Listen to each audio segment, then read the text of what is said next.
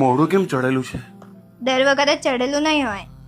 મારા મગજમાં કેટલા દિવસથી એક સવાલ આવે છે. પૂછો.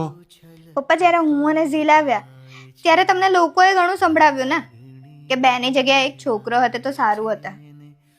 આ તો જેવું જેનું નસીબ. ત્યારે તમે લોકોને જવાબ કેમ નહીં આપ્યો? તમને આજે એવું જ છે કે અમારા બેની જગ્યાએ એક છોકરો હતો તો સારું હતું તમને? આટલા વર્ષો પછી તે આ સવાલ પૂછ્યો છે એટલે તારા મનમાં હશે જ.